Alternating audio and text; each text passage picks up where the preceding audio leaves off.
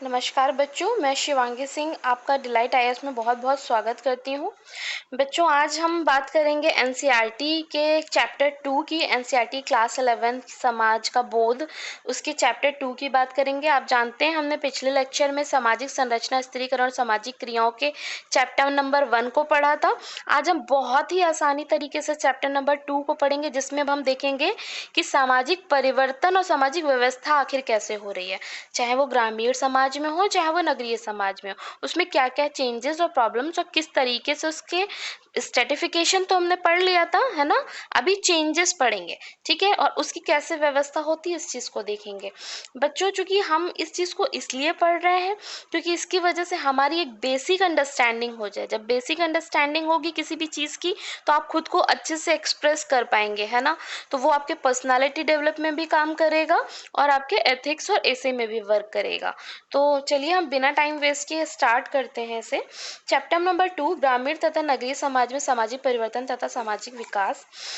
इसकी पहली लाइन ये कहती है कि आधुनिक समाज जानता है कि परिवर्तन हमारे समाज की विशिष्ट पहचान है। यानी कि हमारा जो लेटेस्ट टाइम चल रहा है ना, हम इंडियन सोसाइटी हो या वर्ल्ड सोसाइटी हो, तो वो प्रॉपर तरीके से इस बात को जानते हैं कि जो हमारे समाज की विशिष्ट पहचान है ना, वो है क्या? परिवर्तन।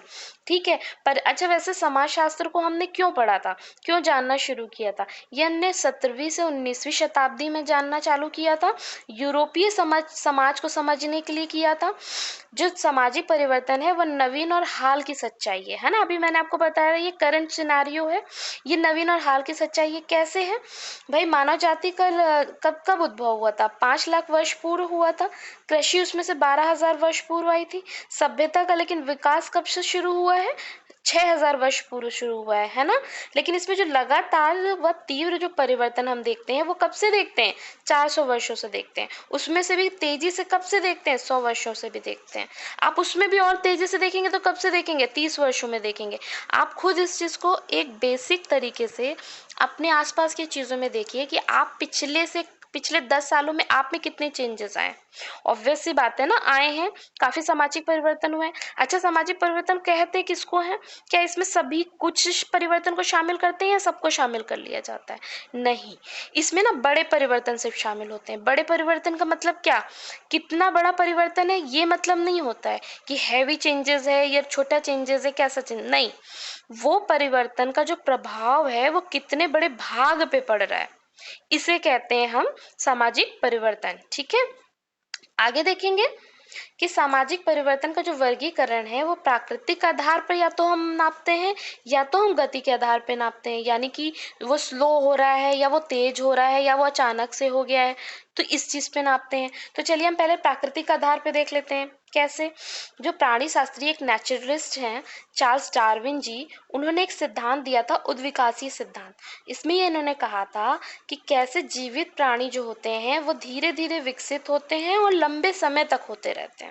कहा था उन्होंने एक और सिद्धांत दिया था, योग्यतम की उत्तरजीविता, यानी कि सर्वाइवल ऑफ फिटेस्ट की बात की थी उन्होंने। इन्होंने इसमें क्या कहा था? बचपन में भी पढ़ा होगा आपने इस चीज को। उन्होंने कहा था केवल वही जीवधारी जीवित रहने में सफल हो सकते हैं जो अपने पर्यावरण के अनुकूल अपने आप को ढाल लेते हैं। यानी कि जो भी अपने पर्यावरण के अनुकूल अपने आप को नहीं ढाल पाए हैं, उनका क्या हुआ है? नष्ट हो गए हैं ना वो। हम अपने पुराने पास्ट में भी ऐतिहासिक रूप में भी देख सकते हैं ना, डायनासोर आज क्यों नष्ट हो गए। वही बात है ये यहाँ पे कि यानी कि अपने आप को अगर उन्हें जीवित रहना है तो अपने जो आसपास का पर्यावरण है ना, उसके अनुकूल उनको बनाना पड़ेगा। और कहते हैं कि डार्विन ने ये भी कहा है कि मनुष्य की जो उत्पत्ति है ना, वो हम कैसे मानते हैं? भाई पहले समुद्री जीव आए थे, फिर भूमि पर रहने वाले कुछ कुछ समुद्री जीव आए थे कि नहीं, फिर कुछ कुछ रेप्टाइल्स जैसे आए, फिर भूमि पर रहने के लिए आए, फिर उनकी और भी अवस्थाएं कुछ चेंजेस हुई। उसमें भी उच्चतम व्यवस्था जब बंदर गोरिल्ला आए, फिर होमोसैपियंस के रूप में हम मनुष्य आ गए, है ना। ये चीज हो रही है कि नहीं? कंटिन्यूटी में एक चेंजेस है कि नहीं प्राकृतिक आधार पे?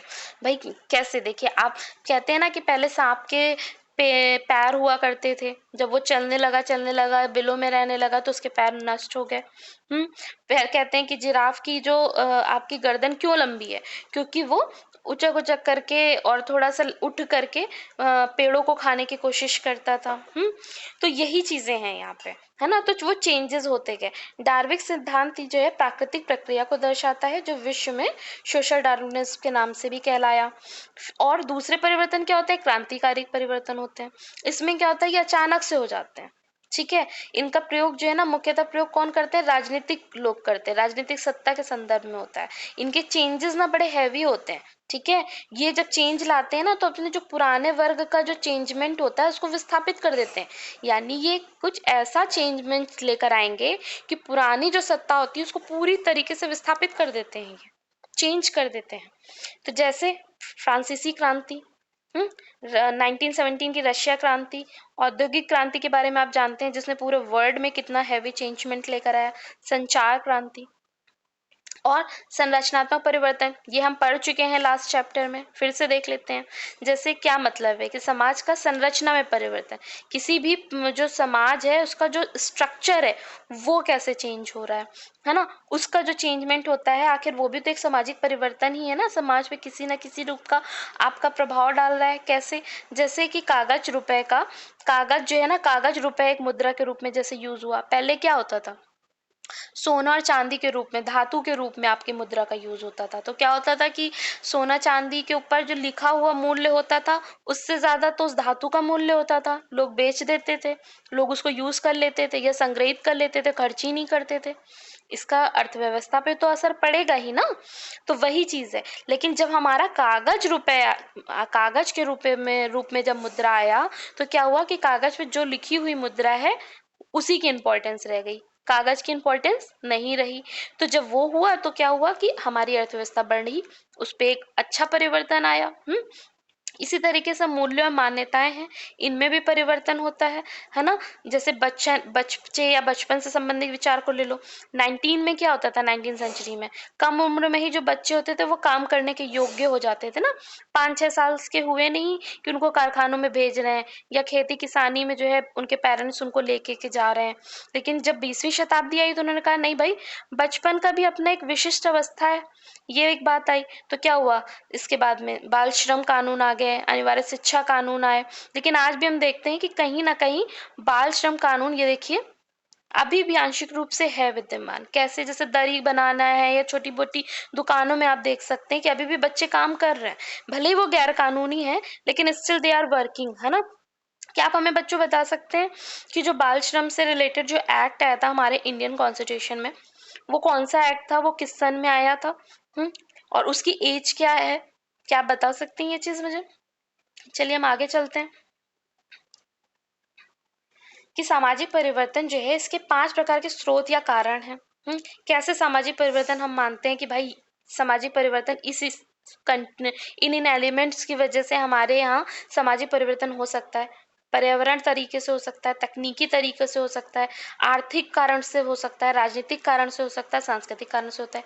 हम वन बाय वन इसको देखेंगे। फिर हम देखेंगे कि ग्रामीण समाज में और कस्बों में, नगरों में किस तरीके से सामाजिक परिवर्तन होता है, ठीक है। बिल्कुल इजी से इसको समझेंगे। एक बार अंडरस्टैंडिंग बन जाएगी ना आपको, तो आपको ये चीजें खुद में बाद में इतनी इजी लगेंगी कि पूछिए मत। और बच्चों, अगर आपको लगे कि ये इसकी आपको पीडीएफ चाहिए तो वो भी आप टेलीग्राम से जुड़ सकते हैं। वहाँ पे आपको फ्री में इसकी पीडीएफ आपको पूरी मिल जाएगी, इसलिए टेंशन नहीं लेनी है कि बार बार बुक को उठा के पढ़ना है। नहीं, आप कंटिन्यू इन्हीं पीडीएफ को लीजिए, मर्ज कर लीजिए और उसे आप फिर बाद में भी पढ़ सकते हैं एज अ नोट्स। करेक्ट है। तो चलिए देखते हैं पर्यावरण तरीके से क्या सामाजिक में परिवर्तन हो सकते हैं। बिल्कुल होते हैं।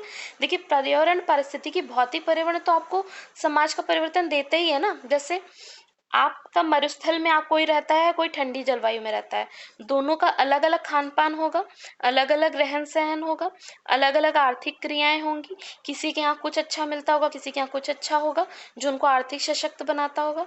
यानी कि उनके वातावरण, उनका पर्यावरण का उनके सामाजिक परिवर्तन पे प्रभाव तो पड़ रहा है ना। बंदरगाह पे अगर कोई स्थित नगर है तो उनका खान पान ज्यादा कैसा होगा। मुख्य व्यापारिक मार्ग पे अगर है तो उनकी आर्थिक दशा कैसी होगी? अच्छी होगी, स्वाभाविक है। पर्वतीय दरें हैं, इसी तरीके से उपजाऊ नदी घाटियां हैं, सबका सामाजिक परिवर्तन पे एक प्रभाव पड़ता है। अच्छा, अभी क्या है कि पहले तो पर्यावरण में जैसे किसी तरीके का, जैसे मान लीजिए एक छोटा सा एग्जाम्पल, लोग पहले 4 धाम की यात्रा पर जाते थे तो बहुत समय लगा लेते थे और उनमें कई बार ये होता था कि भाई गए हैं तो लौट कर आएंगे भी या नहीं, है ना। लेकिन आज क्या हुआ, आज तकनीकी इतनी विकसित हो गई है कि लोग कम उम्र की में भी जा करके घूम के मजे करके आ जाते हैं। तकनीकी का प्रभाव तो हो रहा है, और कई बार क्या होता है कि बहुत प्रॉब्लम हो जाती है, जैसे कि सुनामी वगैरह है, जैसे जापान में वहाँ अक्सर आ जाती है। लेकिन आज टेक्नोलॉजी ने वहाँ इतना डेवलपमेंट कर लिया है कि उसके प्रभाव या तो कम हो गए या तो बदलते हैं, है ना, बदलते ही नहीं है। ठीक है। तो इसी तरीके से जैसे प्राकृतिक आपदाएं हैं, इनका प्रभाव अपरिवर्तनीय होता है ना। एक बार प्राकृतिक आपदा अगर आ गई है तो क्या होता है कि वो एकदम चेंजमेंट वापस उसमें रिवर्स पे आ सकता है क्या, नहीं आता है। वो स्थायी होते हैं, वहां जो बिगड़ गया वो बिगड़ गया, वो चीजें पुरानी स्थिति में नहीं आ सकती हैं। वहां कुछ नया आप ला सकते हो, लेकिन वही चीजें पुरानी नहीं आ पाती, चाहे वो घर हो, व्यवसाय हो, सामाजिक संरचना हो। आप इसका देखिए ना, 2013 में जब ये उत्तराखंड में बाढ़ आया था, तो वहां कितना चेंजमेंट आ गया, है ना। तो वो चीजें हैं। उसका एक उत्कृष्ट उदाहरण और क्या देख सकते हैं कि जैसे जरूरी नहीं है कि पर्यावरण में सारी चीजें खराब हों, कुछ अच्छी चीजें भी होती हैं भाई। जैसे पर पश्चिमी एशियाई देश हैं, ठीक है, खाड़ी देश, जैसे कुवैत है और यूएई है, सऊदी अरब है ना। इन सब में आप आर्थिक विकास को देखते हैं। जब इनमें तेल की खोज हुई, उसके बाद भाई यहाँ की स्थिति कैसे बदल गई। अगर सोचिए यहाँ पे तेल ना होता तो इनकी आर्थिक स्थिति कैसी होती, रेगिस्तानी जगह है, कैसी होती। इनके पास और चीजें क्या थी, इतनी सशक्त नहीं थी। 19वीं शताब्दी में कैलिफोर्निया सोने की खोज हो गई। पहले तो यहाँ पे ड्राई फ्रूट्स वगैरह ही फेमस होते थे ना, लेकिन जब सोने की खोज हुई तो उसने वहां की दशा ही बना दी, है ना। वहां की आर्थिक विकास हो गया वहां पे तगड़ी तरीके से। टेक्नोलॉजी और आर्थिक व्यवस्था, भाई टेक्नोलॉजी कहीं ना कहीं कोरिलेट करती है हमारी इकोनॉमी से। कैसे करती है, अब देखिए आधुनिक काल में तकनीकी और आर्थिक परिवर्तन के सहयोग से समाज में तीव्र परिवर्तन आए। कैसे आए, जैसे सुनामी आया, अभी हमने आपको वो एग्जाम्पल दिया था जापान वाला, है ना। फिर से देख लीजिए, सुनामी आया, तेल की खोज जैसे हुई, तो इनमें तकनीकी मदद हुई ना। सुनामी में किसी भी तरीके से उसके बचाव के लिए तकनीकी मदद का हम प्रयोग करते हैं ना आज। औद्योगिक क्रांति है, उसमें तकनीकी मदद की बात हम करते हैं कि नहीं करते हैं। और अगर हम बात करें जैसे कि वाष्प इंजन है, ठीक है, वाष्प इंजन से क्या हुआ कि बिना रुकावट के लगातार यातायात चलने लगा ना। वाष्प चलित जहाज जो है, रेलगाड़ी, इन सब की वजह से आने से क्या हुआ भाई, इतना प्रभाव हो गया कि इसका आर्थिक, सामाजिक, भूगोल ही बदल गया। हम इतना ज्यादा कम्युनिकेट करने लगे, क्योंकि चीन में बारूद व कागज की खोज, जैसे कि ये कुछ तरह के किस तरह का इसका प्रभाव है। इनका प्रभाव ना तुरंत नहीं होता है ना, ये संकुचित रहता है। लेकिन जब इनका प्रयोग पश्चिमी यूरोप के आधुनिकीकरण में हुआ, तो बारूद युद्ध में यूज होने लगा, कागज में छपाई के रूप में क्रांति आ गई। और आज हम जानते हैं कि कागज में छपाई, जब कागज आ गया तो कागज का आज हम यूज कितना कर रहे हैं, इसकी इंपॉर्टेंस को आप कितने अच्छे से जानते हैं, है ना। तो ये टेक्नोलॉजी थी जिसका हमारी अर्थव्यवस्था से कितना हैवी कोरिलेशन था। ब्रिटेन ने कपड़ा उद्योग में टेक्नोलॉजी का यूज किया। उसने क्या किया, भारतीय हथकरघा जो उद्योग था उसको पूरी तरह नष्ट कर दिया। फोटोकॉपी, टेलीफोन यूथ है, ठीक है, लेकिन ऐसा जरूरी बिल्कुल भी नहीं है कि हर जो इकोनॉमिक ग्रोथ हो वो टेक्नोलॉजी की वजह से ही डायरेक्ट हो, है ना। कुछ चीजें जैसे इतिहास की हम बात करें तो जैसे गन्ना, चाय, कपास है, इस तरह की खेती भी थी जो इकोनॉमिकली बहुत हमें हेल्प करती थी। लेकिन क्या हुआ कि इन खेती में हमें श्रम की मांग हुई। श्रम की मांग से क्या हुआ, दासता की प्रथा बढ़ गई। अमेरिका, यूरोप और अफ्रीका के बीच में, है ना। असम में क्या हुआ, इसी तरीके से चाय में काम करने के लिए उनके बागान में झारखंड और छत्तीसगढ़ी जो आदिवासी थे वो कितना ज्यादा जाने लगे, एक हैवी क्वांटिटी में जाने लगे, है ना। तो ये चीजें हैं।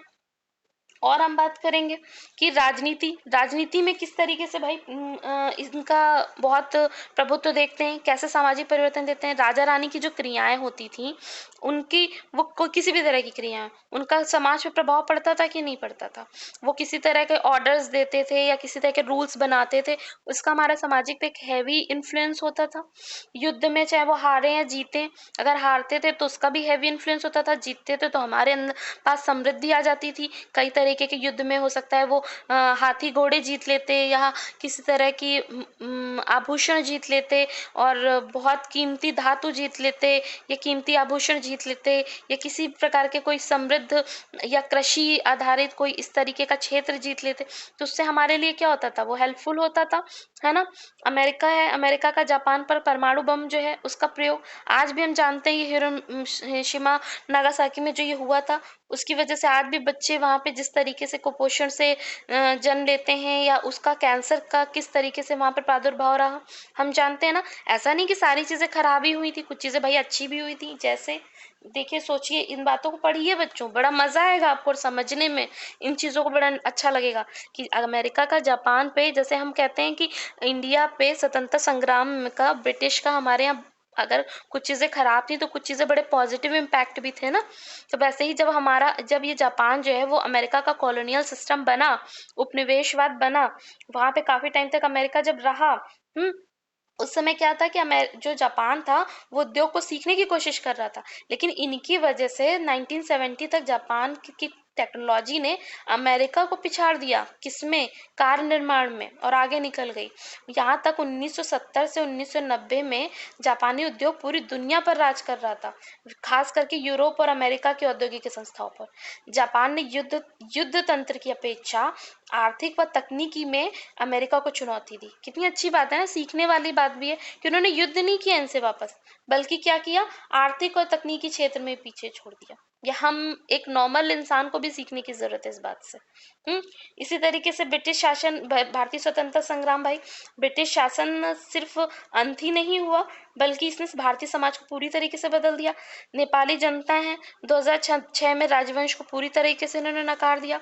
सार्वभौम में वयस्क मताधिकार, है ना, एक व्यक्ति एक मत सिद्धांत, एक बड़ा सामाजिक परिवर्तन था। पहले क्या होता था, किस तरीके से होते थे भाई, पहले तो हमें मत देने का अधिकार ही नहीं हुआ। बाद में क्या हुआ, जाति धर्म संपत्ति के आधार पे हुआ, जिसमें महिलाओं को भी अधिकार नहीं था, है ना। बाद में हमें अधिकार मिला।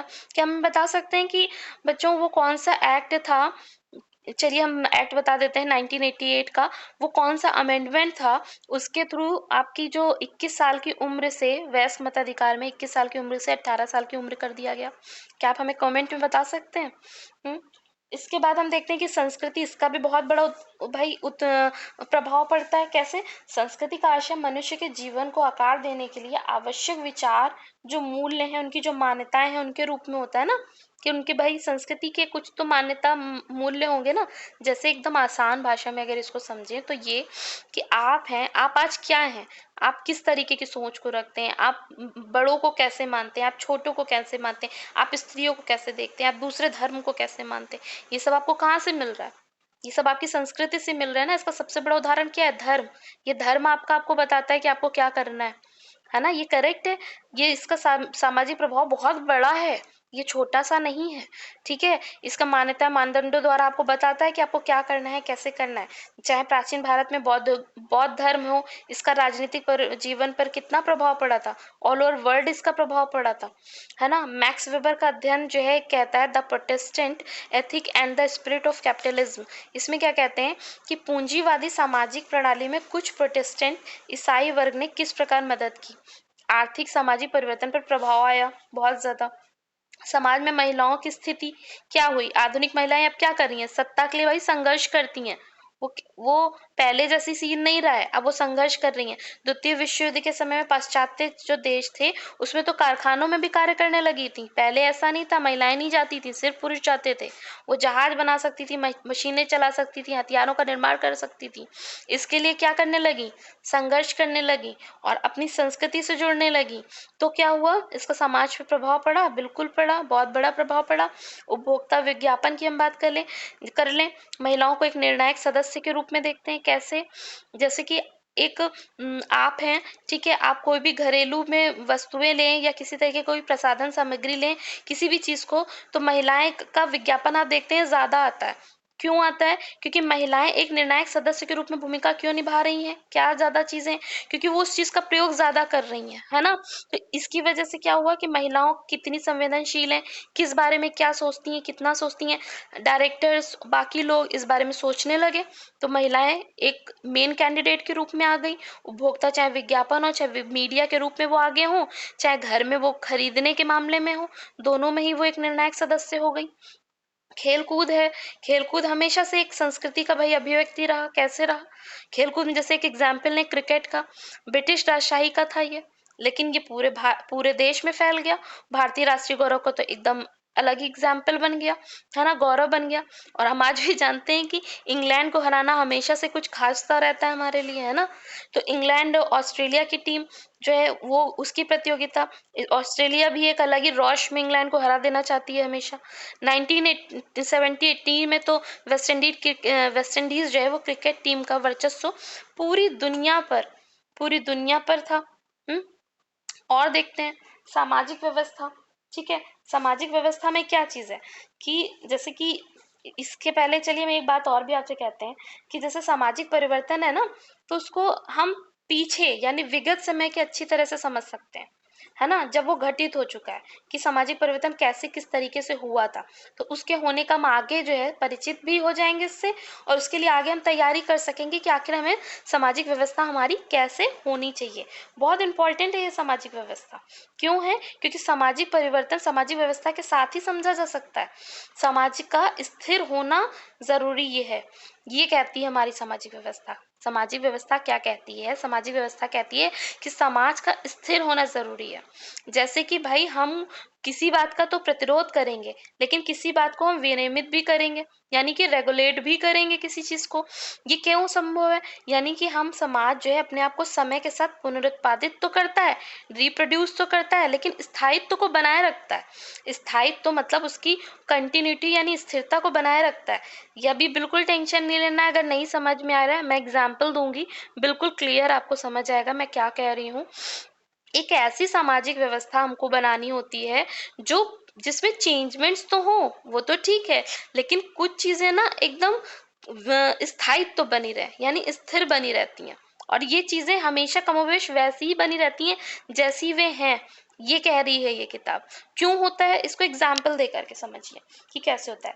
जैसे कि आप मान लो कि एक कोई सामान्य स्थिति है, ठीक है, वो आपको उबाऊ बना देती है, करेक्ट है। चेंजमेंट्स क्या होता है? हैप्पीनेस देता है ना, अच्छा लगता है कि भाई चेंज हो हर चीजें। लेकिन अगर वो मान लो चेंजमेंट्स मजबूरन हो तो, जैसे अगर आप अपने घर पे मान लो रोज जब घर आ रहे हैं तो आपको अलग अलग खाना मिल रहा है, चाहे वो आपको पसंद है या नहीं है। घर आने पे आपके माता पिता ही अलग मिल रहे हैं, आपको भाई बहन अलग मिल रहे हैं, लोग अलग अलग, रोज रोज आपको घर पे अलग अलग लोग मिल रहे हैं। कैसा लगेगा आपको? अच्छा लगेगा क्या? आप मान लो अपना पसंदीदा जो खेल है, चाहे वो क्रिकेट हो, फुटबॉल हो, हॉकी, ये तो खेल रहे हैं, लेकिन इसके नियम ही चेंज हो जा रहे हैं, तो क्या आपको अच्छा लगेगा क्या? नहीं ना। तो वो सामाजिक व्यवस्था एक बना पाएगा क्या? नहीं बना पाएगा ना। तो यही कह रहा है कि सामाजिक व्यवस्था में स्थायित्व का भी अपना एक इम्पोर्टेंस है।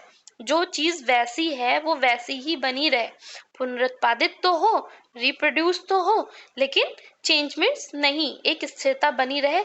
अगर वो स्थिरता बनी रहेगी तभी वो सामाजिक व्यवस्था कहलाएगी। ठीक है, और ये जरूरी होता है और ये होता है और ये होता है।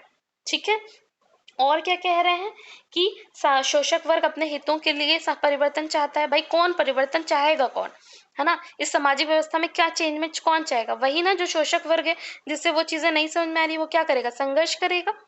जो संघर्ष नहीं करेगा वो क्या होगा? सहयोग या दबाव का या शक्ति का प्रयोग करेगा, वो होगा प्रभावशाली वर्ग। क्यों?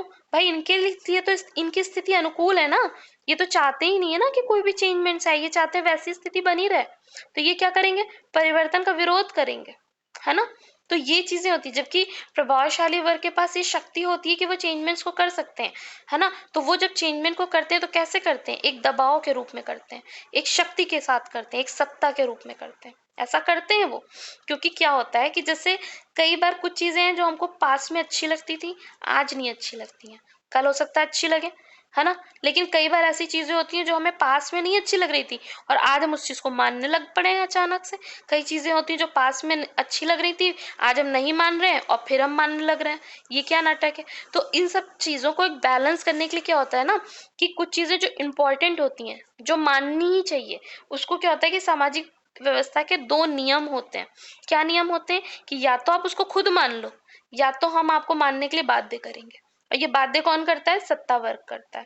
ठीक है, इसी की बात हम आगे कर रहे हैं कि प्रभाव, सत्ता व कानून होता क्या है? प्रभावशाली, यही सेम बात यहाँ पे देख लिखी है, क्या संतुलित संबंधों में शक्ति के बल पर सहयोग प्राप्त करते हैं। यानी कि भाई जिनके पास प्रभावशाली वर्ग हैं, जो इंपॉर्टेंस है, जैसे कि मान लीजिए अभी आपसे हम कुछ कह रहे हैं, आप सुनेंगे नहीं, शायद मानेंगे नहीं, लेकिन अगर आपके सामने आकर के प्रधानमंत्री जी खड़े हो जाएं और कहें ये चीज करो, तो आप करेंगे ना?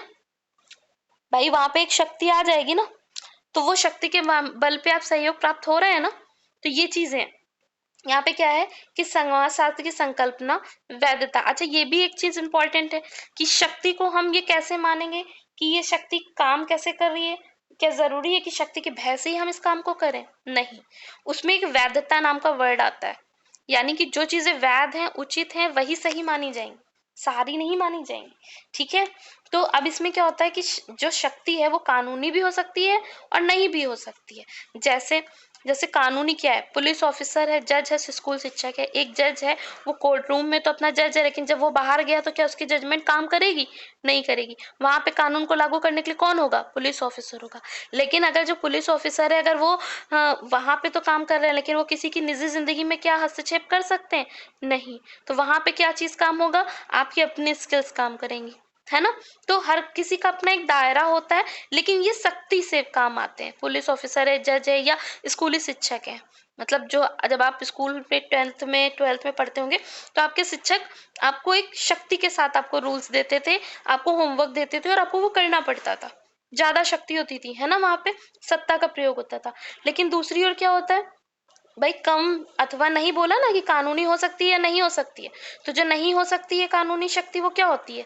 वहां पे कम शक्ति होगी, यानी सहयोग होगा या सहमति प्रभावी होगी। जैसे धार्मिक न्योता, इनमें भले ही इनके पास कानूनी शक्ति नहीं होती, लेकिन ये बहुत प्रभावकारी लोग होते हैं भाई, है ना। आप खुद भी जानते हैं ये। शिक्षाविद है, कलाकार है, लेखक है, बुद्धिजीवी है, अपराध गिरोह का मुखिया है, जिसके पास कोई मानदंड नहीं होता है, फिर भी प्रभावकारी होता है। कानून होते क्या है? ऐसे नियम होते हैं जिनको तोड़ने पे भाई सजा मिलती है, जो विधायिका के द्वारा तैयार किए जाते हैं, लिखित होते हैं, प्रत्येक नागरिक पर ये काम करते हैं। ठीक है।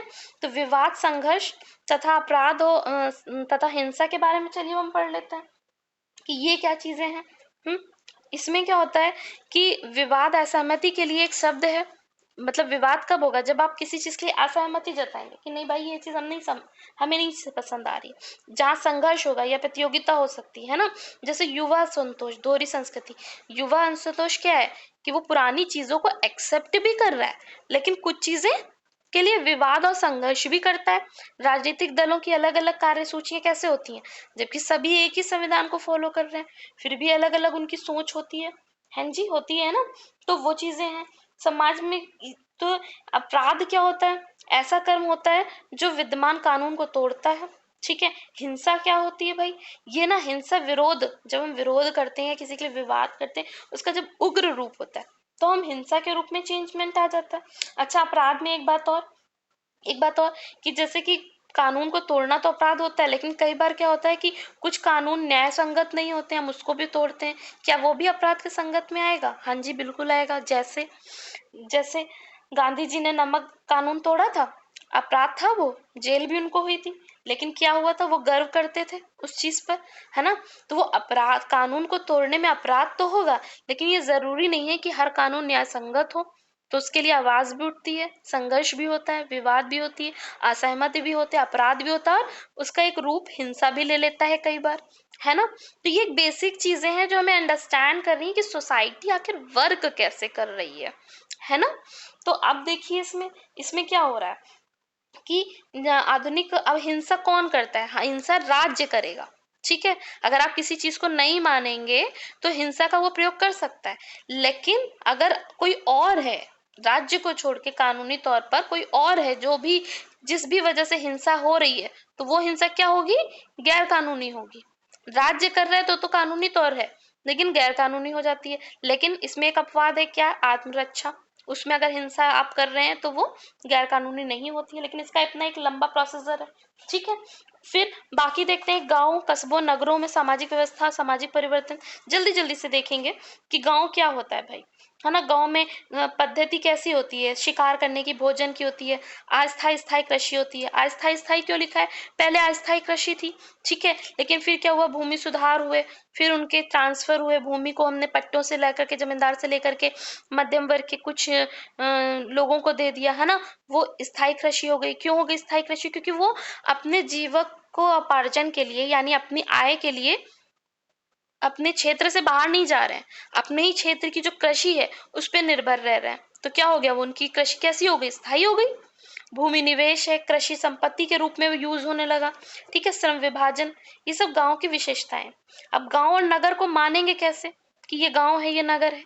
जनसंख्या का घनत्व तो कृषि आधारित आर्थिक क्रियाओं के आधार पर मानेंगे। अच्छा, जनसंख्या के आधार पे मानते हैं अगर घनत्व के आधार पे, तो इसमें एक प्रॉब्लम है। क्या प्रॉब्लम है? बड़े गांव और छोटे शहर में अंतर करना कठिन हो जाएगा, है ना, कि बड़ा गांव कौन सा है, छोटा गांव शहर है, उन दोनों में अंतर करना कठिन हो जाएगा ना अगर हम जनसंख्या के घनत्व को सिर्फ इस आधार लेंगे तो। इसलिए हम दूसरा आधार भी लेते हैं। क्या आधार? दोनों आधार लेते हैं, जिसमें से दूसरा भी लेते हैं कि उनकी आर्थिक क्रिया कैसी है। अगर वो आर्थिक क्रिया में जो गांव होगा तो गांव की आर्थिक क्रिया क्या होगी? मुख्यतः कृषि आधारित होगी, यानी उनके बड़े भाग पे क्या हो रहा होगा? कृषि हो रही होगी। ऐसे ही कस्बे और नगर है। कैसे हम जानेंगे कि इसमें अंतर क्या है? आकार के आधार पर होता है। एक कस्बा जो नगर जो होता है ना, उसमें कई कई कस्बे शामिल हो सकते हैं, ठीक है, कई कई कस्बे शामिल होते हैं। जैसे अच्छा, इसमें भी एक चीज और है, आधुनिक समाज का विकास में नगरीकरण महत्वपूर्ण हो रहा है। भाई शहरीकरण तो बढ़ ही रहा है ना, हम दिन पे दिन देख रहे हैं, बहुत ज्यादा बढ़ता जा रहा है। अधिकांश जो विकसित देश है वो भी नगरीय हैं। विकासशील देशों में नगरीकरण के प्रति तेज रुझान हो गया है। आप एक रिपोर्ट देखिए 2007 में जो आई थी, इसकी संयुक्त राष्ट्र संघ की रिपोर्ट थी। उसमें क्या हुआ कि पहली बार संसार की जो नगरीय जनसंख्या है वो ग्रामीण की जनसंख्या को पीछे छोड़ दी, है ना। अभी 2011 एक है, उसकी जनगणना में क्या है, 28% जनसंख्या नगरीय क्षेत्रों में। 2011 के हिसाब से क्या है, 35% जनसंख्या नगरीय क्षेत्रों में है, ठीक है। आगे देखेंगे कि ग्रामीण जनसंख्या जो क्षेत्र हैं उसमें आखिर सामाजिक व्यवस्था, सामाजिक परिवर्तन हो किस तरीके से रहा है। ग्रामीण क्षेत्र किस तरह के होते हैं? उनका आकार छोटा होता है, ठीक है। सामाजिक संरचना जो होती है उनकी किस तरीके की होती है? सामाजिक संरचना परंपरागत तरीकों को मानते हैं, जाति हो, धर्म हो, प्रथाओं हो, उनसे वो चलती है, ठीक है। आप देखेंगे कि वहाँ के जो संबंध होते हैं वो इतने व्यक्तिगत होते हैं कि लगभग गांव के सभी लोग एक दूसरे को कहीं ना कहीं जान रहे होते हैं, पहचान रहे होते हैं।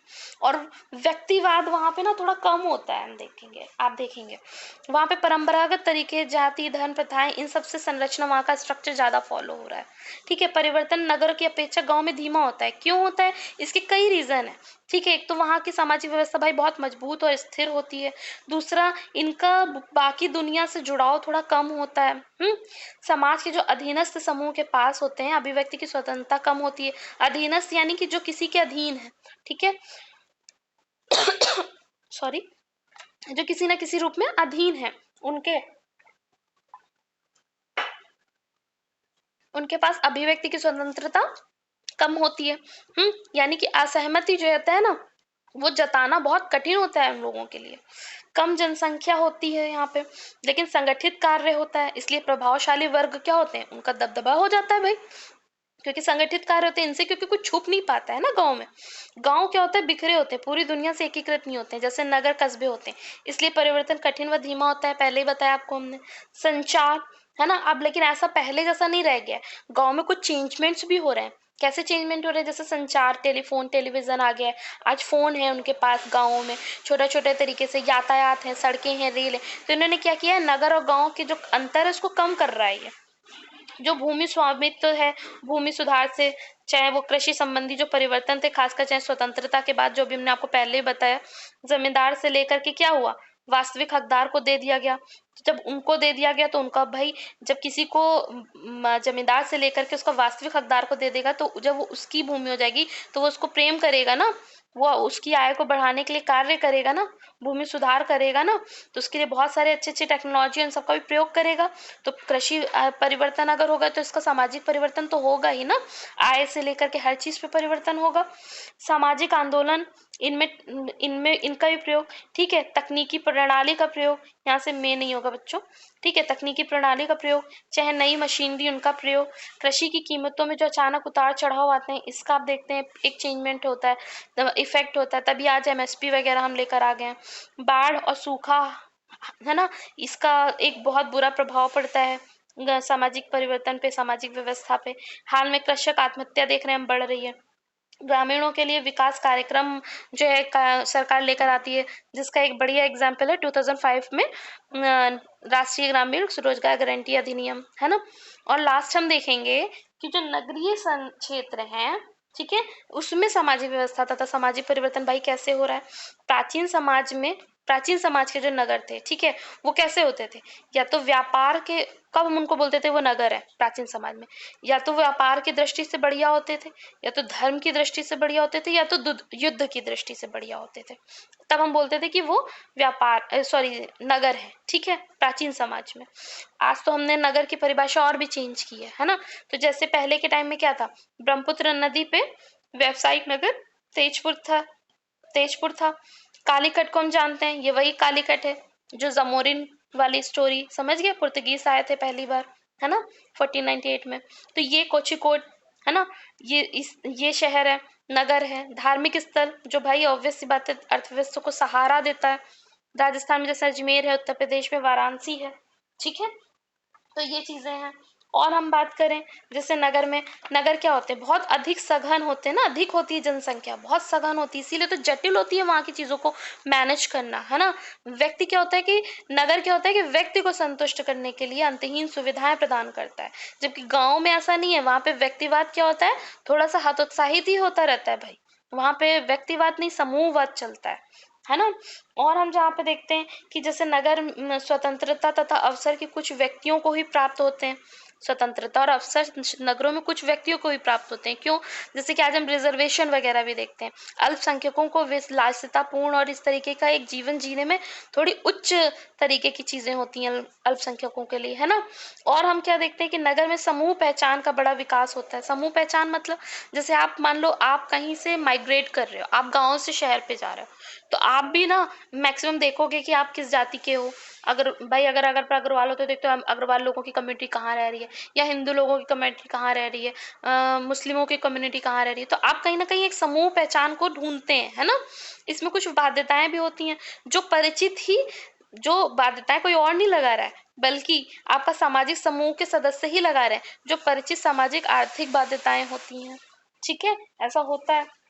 क्या होता है कि जैसे प्रजाति, धर्म, नृजातीय जाति भेद, प्रदेश है ना, या समूह है, शहरी जीवन है, इन सब का जो प्रतिनिधित्व कर रहे हैं ना, वही सब इस चीजों तरीके की बाध्यताओं को भी लगा रहे हैं।